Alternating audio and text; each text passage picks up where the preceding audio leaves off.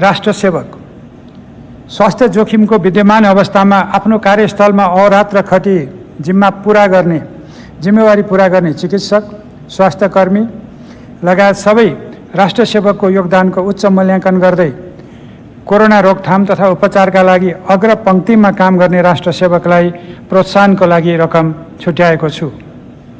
राष्ट्र सेवक कर्मचारीलाई निजी आवास निर्माण र सन्ततिलाई उच्च शिक्षा प्रदान गर्न सहुलियत दरको कर्जा सुविधा उपलब्ध गराउने व्यवस्था मिलाएको छु। आगामी वर्षका लागि अस्थायी र करार लगायत सबै राष्ट्र सेवकको रु 1 लाखसम्मको कोरोना बिमा निशुल्क हुने व्यवस्था मिलाएको छु। सार्वजनिक निकायमा कार्यरत सबै अस्थायी र करार कर्मचारीलाई योगदानमा आधारित सामूहिक सुरक्षाको दायरामा ल्याउन सामाजिक सुरक्षा कोषमा आबद्ध गर्ने व्यवस्था मिलाइनेछ। सुशासन र सार्वजनिक सेवा प्रवाह। सार्वजनिक निकाय लगायत सबै क्षेत्रमा सदाचार संस्कृतिको विकास गरिनेछ। म भ्रष्टाचार गर्दिनँ, म भ्रष्टाचार हुन दिन्न, म देश र जनताको लागि इमान्दार भएर काम गर्नेछु भन्ने प्रतिज्ञा सहितको सुशासन कार्य संस्कृति प्रवर्धन गरिनेछ। भ्रष्टाचार रोकथाम र नियन्त्रणको कार्यलाई थप प्रभावकारी बनाउन सम्बन्धित निकायको क्षमता अभिवृद्धि गरिनेछ। शासकीय प्रबन्धमा कानुनी राज्यको अवधारणालाई पूर्ण रूपमा परिपालना गरिनेछ।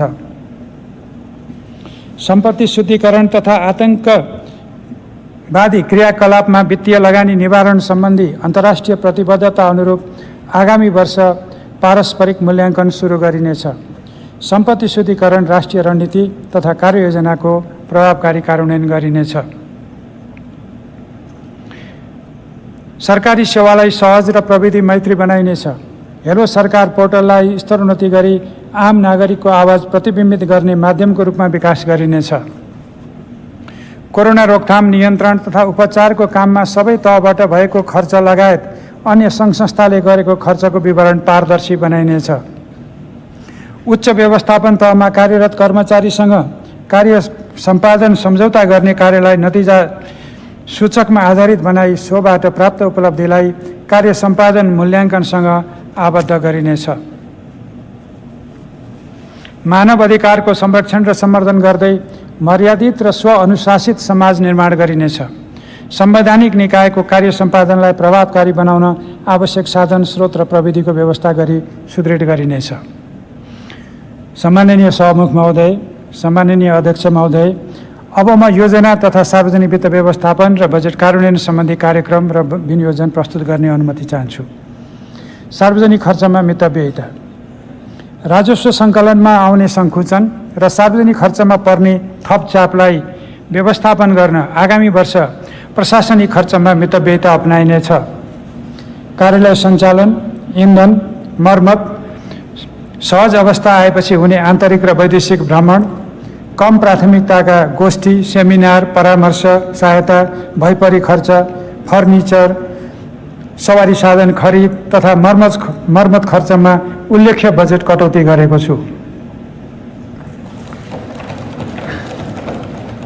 कोरोना रोगको रोकथामको सन्दर्भमा पहिलो पङ्क्तिमा रहेर काम गर्ने चिकित्सक तथा स्वास्थ्यकर्मी, सुरक्षाकर्मी लगायतका राष्ट्र सेवक बाहेक अरूलाई प्रदान हुने प्रोत्साहन भत्ता, अतिरिक्त समय भत्ता, बैठक भत्ता, खाना तथा खाजा खर्च, जोखिम भत्ता लगायतका सबै प्रकारका भत्ता 2077 साल साउन 1 गतेदेखि खारेज गरेको छु।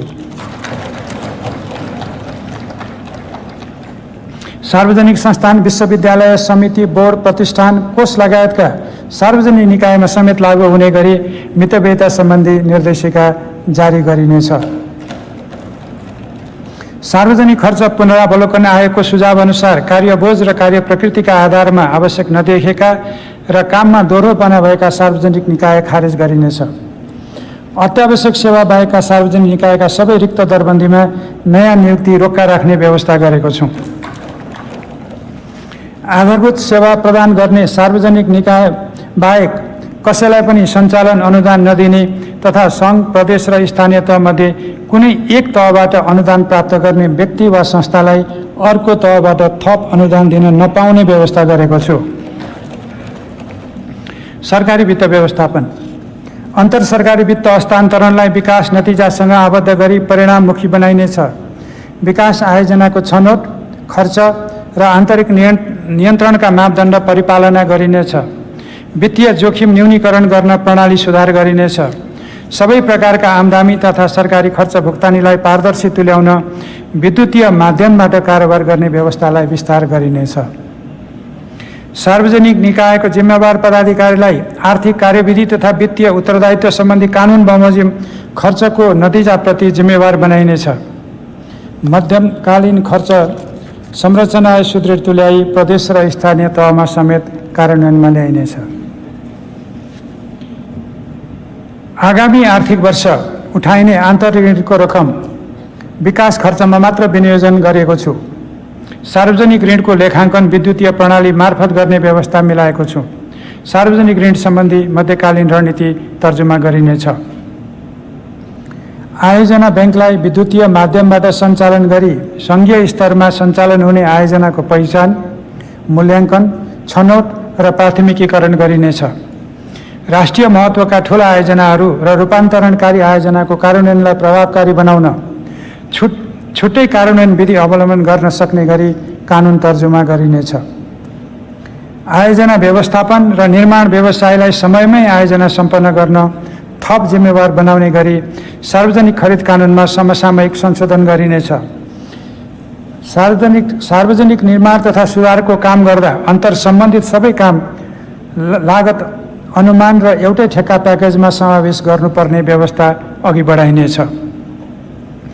पूर्वाधार आयोजनाको आकार, प्रकृति, निर्माण अवधि र प्रयोग हुने प्रविधिका आधारमा ठेक्काका लागि चाहिने स्रोतको व्यवस्थापनलाई व्यावहारिक बनाउन बहुवर्षीय ठेक्का सम्बन्धी मापदण्डलाई पुनरावलोकन गरिनेछ। वित्तीय संहिता, संहिताको प्रभावकारी कार्यान्वयन गर्न तर्जुमा हुन बाँकी सङ्घीय कानुन तर्जुमा गरिनेछ। अन्तर सरकारी वित्त व्यवस्थापन ऐन तथा स्थानीय सरकार सञ्चालन ऐन संशोधन विधेयक संसदको यसै अधिवेशनमा पेश गरिनेछ। अन्तर प्रदेश परिषद, प्रदेश समन्वय परिषद र अन्तर सरकारी वित्त परिषदको भूमिकालाई थप सुदृढ गरी सङ्घ, प्रदेश र स्थानीय तहबीचको पारस्परिक सहयोग, सहकार्य र समन्वयलाई मजबुत बनाइनेछ।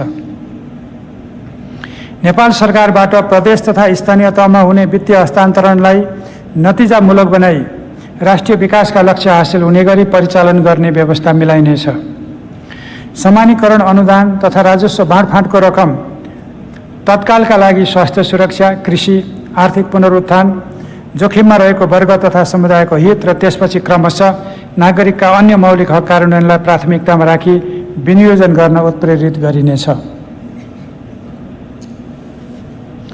कोभिड-19 को जोखिम न्यूनीकरण गर्न र प्रभावितलाई राहत प्रदान गर्न प्रदेश र स्थानीय तहबीच उच्च समन्वय, पारस्परिक सहयोग र सहकार्यले संहिताको औचित्य पुनः एकपटक प्रदर्शित भएको छ। आगामी दिनमा सेवा प्रवाह तथा सहलगानीका आयोजना कार्यान्वयन गर्न समेत यस्तो सहकार्यलाई निरन्तरता दिइनेछ। सहलगानीमा सञ्चालन गर्ने गरी समावेश भएका आयोजना तथा कार्यक्रमका लागि सङ्घ, प्रदेश र स्थानीय तहको सहभागिताको ढाँचा असार मसान्तभित्र तयार गरिनेछ। प्रदेश तहमा लागू भएको बजेट व्यवस्थापन सूचना प्रणाली र स्थानीय तहमा लागू भएको कोष लेखाङ्कन प्रणालीको कार्यान्वयनलाई वित्तीय हस्तान्तरणको आधार बनाई बजेट तर्जुमा, खर्चको लेखाङ्कन र प्रतिवेदन गर्ने व्यवस्था मिलाइनेछ। जिल्ला समन्वय समितिको क्षमता विकास गरी स्थानीय तहबाट सञ्चालन हुने विकास आयोजना र गैर सरकारी संस्थाबाट सञ्चालन हुने कार्यक्रमको अनुगमन गर्न सक्षम बनाइनेछ। सार्वजनिक संस्थान, सार्वजनिक संस्थानको नियमन, सञ्चालन र व्यवस्थापनलाई प्रभावकारी बनाउन संस्थान सञ्चालन सम्बन्धी छाता ऐनको तर्जुमा गरिनेछ। कारोबार बन्द भई सञ्चालनमा नरहेका संस्थानको स्वामित्वमा रहेको जग्गा, भौतिक संरचना, मेसिनरी उपकरण र अन्य सम्पत्तिको अभिलेख अद्यावधिक गरी उत्पादनशील उपयोग हुने व्यवस्था मिलाइनेछ। सार्वजनिक संस्थानको सञ्चालक समिति र प्रमुख प्रशासकीय अधिकृतलाई कार्य सम्पादन नतिजाप्रति जिम्मेवार र जवाफदेही बनाइनेछ। व्यावसायिक सम्भावना नभएका र उद्देश्य अनुरूप कार्य सम्पादन गर्न नसकी लगातार घाटामा सञ्चालन भएका सार्वजनिक संस्थानको अध्ययन गरी एक आपसमा गाभ्ने वा खारिज गर्ने नीति लिइनेछ। निजीकरण भएका सार्वजनिक संस्थानको सञ्चालन र व्यवस्थापनको अनुगमन गरी सम्झौता कार्यान्वयन नभएका संस्थानका सम्बन्धमा कानुनी कारबाही अघि बढाइनेछ। आर्थिक योजना तथा तथ्याङ्क। राष्ट्रिय योजना आयोगलाई विकास नीति, कार्यक्रम र आयोजनाको मूल्याङ्कन एवं अनुसन्धान तथा विकास गर्ने सक्षम निकायको रूपमा सुदृढ तुल्याइनेछ। नीति निर्माण र निर्णयका लागि आवश्यक पर्ने विश्वसनीय सूचना तथा तथ्याङ्कको महत्त्वलाई दृष्टिगत गरी सम्बद्ध संस्थाको क्षमता बढाई भरपर्दो तथ्याङ्कको आधार निर्माण गरिनेछ। राष्ट्रिय आय, कृषि र औद्योगिक तथ्याङ्क गणना विधिलाई अद्यावधिक गरी समसामयिक बनाइनेछ। राष्ट्रिय जनगणना 2078 को तयारी कार्य अघि बढाइनेछ। जनगणना, जीवनस्तर मापन सर्वेक्षण, औद्योगिक गणना, कृषि गणना तथा राष्ट्रिय सुख सर्वेक्षणका लागि रु 3 अर्ब बजेट विनियोजन गरेको छु। सम्माननीय सभामुख महोदय, सम्माननीय अध्यक्ष महोदय, अब म माथिका क्षेत्रगत नीति तथा कार्यक्रमहरू कार्यान्वयनका लागि बजेट विनियोजन र स्रोत व्यवस्थापनको अनुमान प्रस्तुत गर्ने अनुमति चाहन्छु।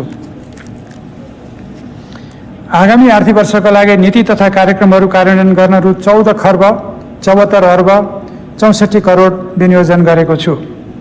कुल विनियोजन मध्ये चालुतर्फ 9 खर्ब 48 अर्ब 94 करोड अर्थात् 64.4%, पुँजीगत तर्फ रु 3 खर्ब 52 अर्ब 91 करोड अर्थात् 23.9% र वित्तीय व्यवस्थातर्फ रु 1 खर्ब 72 अर्ब 79 करोड अर्थात् 11.7% रहेको छ। आगामी आर्थिक वर्षका लागि अनुमान गरिएको खर्च व्यवहार्ने स्रोतमध्ये राजस्वबाट 8 खर्ब 89 अर्ब 62 करोड र वैदेशिक अनुदानबाट 60 अर्ब 52 करोड बेहोर्दा रु 5 खर्ब 24 अर्ब 50 करोड न्यून हुनेछ। सो न्यून पूर्ति गर्न वैदेशिक ऋणबाट 2 खर्ब 79 अर्ब 50 करोड ऋण जुटाइनेछ। राजस्व परिचालन र वैदेशिक अनुदान तथा ऋण सहायता परिचालन गर्दा पनि अपुग हुने खुद रु 2 खर्ब 25 अर्ब आन्तरिक ऋणबाट बेहोरिनेछ।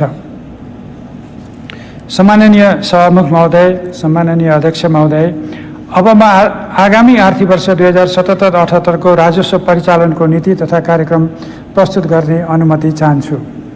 कोरोनाबाट प्रभावित व्यवसायलाई राहत दिने, शिथिल भएको आर्थिक क्रियाकलापलाई चलायमान बनाई पुनरुत्थान गर्ने र राजस्व प्रणालीलाई आन्तरिक आयमा आधारित बनाई सार्वजनिक वित्तको दिगो र भरपर्दो स्रोतको रूपमा स्थापित गर्दै जान देहायका उद्देश्य हासिल हुने गरी राजस्व परिचालन गरिनेछ। क कोरोना संक्रमण जोखिमका कारण प्रभावित कृषि, उद्योग तथा सेवा व्यवसायको पुनरुत्थान हुने गरी करका दर समायोजन, छुट र सहुलियत प्रदान गर्ने। ख करयोग्य आर्थिक क्रियाकलापलाई करको दायरामा ल्याउँदै प्रगतिशील, समन्वयिक, पारदर्शी र व्यवसाय मैत्री राजस्व प्रणालीको विकास गर्ने। ग औद्योगिक संरक्षण गरी आन्तरिक उत्पादन प्रोत्साहन गर्ने र अनावश्यक र मानव स्वास्थ्यका लागि हानिकारक एवं वातावरण ह्रास ल्याउने वस्तुको आयात निरुत्साहित गर्ने।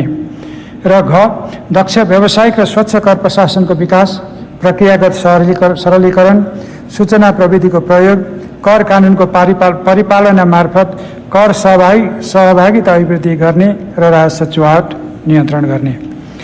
अब म आगामी आर्थिक वर्षको राजस्वका दर सम्बन्धी प्रस्ताव र कर प्रणाली सुधारका कार्यक्रम प्रस्तुत गर्ने अनुमति चाहन्छु। आर्थिक वर्ष 2076-77 को आय विवरण अनुसार घरेलु, लघु घरेलु तथा साना उद्योगी र व्यवसायीलाई लाग्ने आयकरमा वार्षिक रु 20 लाखसम्म कारोबार गर्ने करदातालाई 75%, रु 20 लाखदेखि रु 50 लाखसम्म कारोबार गर्ने करदातालाई 50% र रु 50 लाखदेखि रु 1 करोडसम्मको कारोबार गर्ने करदातालाई 25% छुट दिने व्यवस्था मिलाएको छु। लघु उद्यमलाई आयकर छुटको अवधि 2 वर्ष थप गरी 7 वर्ष र महिला उद्यमीद्वारा सञ्चालित लघु उद्यमलाई 3 वर्ष थप गरी 10 वर्ष पुर्याएको छु। लघु बिमामा लाग्दै आएको मूल्य वृद्धि कर हटाएको छु। लघु घरेलु तथा साना उद्योग, कृषि, पशुपक्षी पालन, पशु उपचार र मास्क बनाउने उद्योगले पैठारी गर्ने मेसिनरी तथा कच्चा पदार्थ एवं कृषि फार्म र कम्पनीले पैठारी गर्ने कृषि यन्त्र उपकरण तथा धान, मकै, गहुँ र तरकारीको बिउ पैठारी गर्दा लाग्ने भन्सार महसुल घटाएको छु। प्राथमिक कृषि उपजको पैठारीमा लाग्दै आएको भन्सार महसुल र कृषि सुधार शुल्क वृद्धि गरेको छु। कोरोना संक्रमणबाट बढी प्रभावित भएका हवाई सेवा, यातायात सेवा, होटल, ट्राभल तथा ट्रेकिङ व्यवसायलाई आर्थिक वर्ष 2076-77 को आय विवरण अनुसार लाग्ने आयकरमा 20% छुट दिने व्यवस्था मिलाएको छु। पर्यटन, ढुवानी व्यवसाय तथा चलचित्र घरलाई मूल्य अवधि कर विवरण तथा कर दाखिला गर्ने अवधि बढाई 4 मासिक कायम गरेको छु। औषधि उद्योगलाई आवश्यक पर्ने कच्चा पदार्थको पैठारीमा मूल्य अवधि कर छुट दिई त्यस्तो वस्तु स्वदेशी उद्योगबाट खरिद गर्दा तिरेको मूल्य अवधि कर फिर्ता दिने व्यवस्था मिलाएको छु। आयुर्वेदिक औषधिको कच्चा पदार्थको भन्सार महसुल घटाएको छु। सेनिटाइजरको कच्चा पदार्थको रूपमा प्रयोग हुने आन्तरिक उत्पादनको इथानोल र पिपिईमा अन्तःशुल्क छुट दिएको छु। इन्टरनेट सेवा प्रदायकले फिक्स ब्रोडब्यान्ड सेवा प्रदान गर्दा 50% सम्मको मर्मसम्भार शुल्कमा दूरसञ्चार सेवा दस्तुर छुट दिने व्यवस्था मिलाएको छु। आफै कार्यक्रम उत्पादन गरी प्रसारण गर्ने रेडियो तथा टेलिभिजन प्रसारण संस्थाले तिर्नुपर्ने कारोबार रकमको 2% सेवा शुल्क घटाएर 1% कायम गर्ने व्यवस्था गरेको छु। अप्रत्यक्ष कर मूल्य अभिवृद्धि करको दर यथावत राख्दै अन्तःशुल्क र भन्सारका केही दरलाई समायोजन गरेको छु। 1 दर्जन बढी वस्तुमा लाग्दै आएको अन्तःशुल्क हटाएको छु। चुरोट, सिगार, गुटखा, पान मसलामा स्वास्थ्य जोखिम कर सामान्य वृद्धि गरेको छु। उद्योगले पैठारी गर्ने औद्योगिक कच्चा पदार्थको भन्सार दर तयारी माल वस्तुको भन्दा कम्तीमा 1 तह कम गर्न थप केही वस्तुको कच्चा पदार्थको भन्सार महसुल घटाएको छु। हवाई इन्धन र एलपी ग्यास बाहेकका पेट्रोलियम पदार्थ र सुन तथा सुनका गहनामा लाग्ने भन्सार महसुलमा सामान्य वृद्धि गरेको छु। सामुदायिक वनले साल र खयर जातका काठ उपभोक्ता समूह बाहिर बिक्री गर्दा लाग्दै आएको 15% वन पैदावार शुल्क आजकै मितिबाट खारेज गरेको छु। स्वदेशी फर्निचर उद्योगको संरक्षण गर्न सबै किसिमका फर्निचरको पैठारीमा अन्तःशुल्क लगाएको छु। प्रत्यक्ष कर औद्योगिक क्षेत्र र व्यावसायिक ग्राममा स्थापना हुने विशेष उद्योगलाई कारोबार सुरु गरेको मितिले 5 वर्षसम्म लाग्ने आयकरमा 25% छुट दिने व्यवस्था मिलाएको छु। आफ्नो उद्देश्य अनुसार कारोबार सञ्चालन गरेका खानेपानी र सरसफाई उपभोक्ता समूहलाई आयकर नलाग्ने व्यवस्था मिलाएको छु। आर्थिक वर्ष 2075-76 सम्म निर्धारण भएको आयकर मिनाहा गरेको छु। गाउँपालिकामा सञ्चालित सबै किसिमका सहकारीलाई आयकर पूर्ण रूपमा छुट दिएको छु। नगरपालिका, उपमहानगरपालिका तथा महानगरपालिकामा सञ्चालित कर लाग्ने कारोबार गर्ने सबै किसिमको सहकारीलाई क्रमशः 5%, 7% र 10% आयकर लाग्ने व्यवस्था गरेको छु। विभिन्न निकायमा रहेको स्वीकृत अवकाश कोषको रकम 2077 साल चैत्र मसान्तभित्र सामाजिक सुरक्षा कोषमा हस्तान्तरण गरेमा अवकाश भुक्तानी बापत लाग्ने कर छुट दिने व्यवस्था मिलाएको छु। त्यस्तो कोष क्रमशः खारेज गर्दै जाने व्यवस्था पनि मिलाएको छु। कर प्रशासन वार्षिक रु 20 लाखसम्म कारोबार गर्ने साना करदाताले आय विवरण र कर मोबाइल एप्स लगायतका अन्य विद्युतीय माध्यमबाट बुझाउन सक्ने र ब्याङ्क मार्फत कर भुक्तानी गर्दा आय विवरण समेत बुझाउन सक्ने व्यवस्था मिलाइनेछ। बक्यौता नरहेका करदाताले पेश गरेको आय विवरण अनुसारको कर चुक्ता प्रमाणपत्र स्वचालित प्रणालीबाट करदाता स्वयंले लिन पाउने व्यवस्था मिलाएको छु। उपभोक्ताले वस्तु तथा सेवा खरिदको भुक्तानी विद्युतीय उपकरण मार्फत गर्दा प्रोत्साहन स्वरूप प्राप्त हुने रकममा अग्रिम कर कट्टा गर्नु नपर्ने व्यवस्था मिलाएको छु। आयकर ऐन 2058, मूल्य वृद्धि कर 2052 र अन्तःशुल्क ऐन 2058 बमोजिम 2075 साल असार मसान्तभित्र भएको कर निर्धारण उप चित्त नबुझाई आन्तरिक राजस्व विभाग र सो विभाग हुँदै राजस्व न्यायाधिकरण वा अदालतमा विचाराधीन रहेका मुद्दाहरूमध्ये झुठा तथा नक्कली बीजक बाहेकका मुद्दा सम्बन्धित करदाताले फिर्ता लिई त्यस्तो निर्धारित कर रकम र सोमा लागेको ब्याज 2077 साल फागुन मसान्तसम्ममा बुझाएमा शुल्क थप दस्तुर र जरिमाना मिना गरिनेछ। राजस्व प्रशासनसँग सम्बन्धित केन्द्रीय बीजक अनुगमन प्रणाली आसिकुडा र VCTS लगायतका सबै किसिमका सूचना प्रविधि प्रणालीमा को क्षमता विस्तार र अन्तर्आबद्धता कायम गर्दै करदाता सूचना प्रणालीलाई एकीकृत गरिनेछ। कर परीक्षण, अनुसन्धान र भन्सार जाँचपास पछिको परीक्षण र बजार अनुगमनलाई थप प्रभावकारी बनाई राजस्व छली तथा चुआउटलाई नियन्त्रण गरिनेछ। गैर कर राजस्वको दायरा विस्तार गर्दै दरलाई पुनरावलोकन गरिनेछ। सम्माननीय सभामुख महोदय, सम्माननीय अध्यक्ष महोदय, आर्थिक वर्ष 2075-76 को यथार्थ खर्च, आर्थिक वर्ष 2076-77 को संशोधित अनुमान र आर्थिक वर्ष 2077-78 को अनुमानित आय व्ययको विवरण अनुसूचीमा उल्लेख गरेको छु। विषयगत मन्त्रालयको चालू आर्थिक वर्षको प्रगति विवरण आजै प्रस्तुत गरेको छु। अन्तर्राष्ट्रिय विकास साझेदारबाट प्राप्त हुने विकास सहायता, प्राविधिक सहायता तथा अन्तर्राष्ट्रिय गैर सरकारी संस्थाबाट परिचालन हुने सहायता सम्बन्धी विवरण पुस्तिका समेत छुट्टै प्रस्तुत गरेको छु। मैले प्रस्तुत गरेको आगामी आर्थिक वर्ष 2077-78 को बजेटको कार्यान्वयनबाट संक्रामक लगायत सबै प्रकारका रोगबाट नागरिकको जीवन रक्षा गर्न, स्वास्थ्य प्रणाली सुदृढ र सबल हुने, गुणस्तरीय जीवनोपयोगी शिक्षाको पहुँच अभिवृद्धि हुने, श्रम शक्तिलाई काम तथा रोजगारी सुनिश्चित हुने र सबै नागरिकले राज्यबाट क्रमशः सामाजिक सुरक्षा एवं संरक्षण प्राप्त गर्ने व्यवस्थाबाट समुन्नत, सभ्य, सुसंस्कृत र न्यायपूर्ण समाज निर्माणमा महत्त्वपूर्ण योगदान पुग्ने मैले अपेक्षा गरेको छु। आगामी आर्थिक वर्ष तत्काल प्रतिफल दिने र 1 वर्षभित्र सम्पन्न हुने आयोजना एवं निर्माणाधीन अधुरा आयोजनाको कार्यान्वयनमा तीव्रता आउने, रणनीतिक महत्त्वका आर्थिक, सामाजिक र भौतिक पूर्वाधार आयोजनाको निर्माण कार्य अघि बढ्ने, भूकम्पपछिको पुनर्निर्माण सम्पन्न हुने र सेवा क्षेत्र विस्तारित हुने अपेक्षा गरेको छु।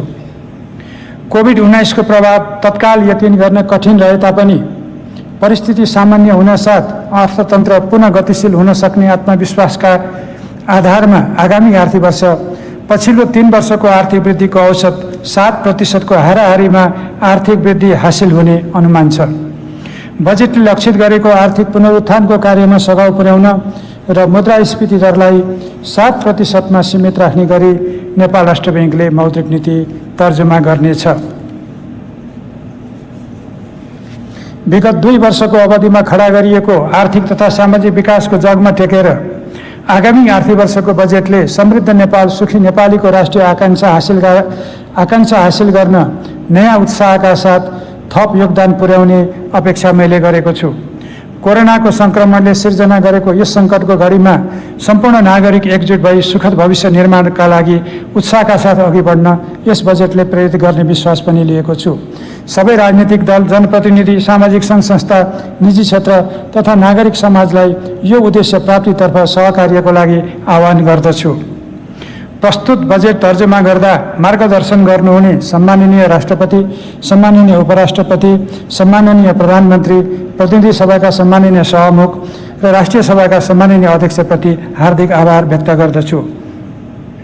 बजेटको सिद्धान्त र प्राथमिकतामा छलफल गरी रचनात्मक सुझाव प्रदान गर्नुहुने प्रतिनिधि सभा र राष्ट्रिय सभाका मान्य सदस्यहरूप्रति आभार व्यक्त गर्दछु।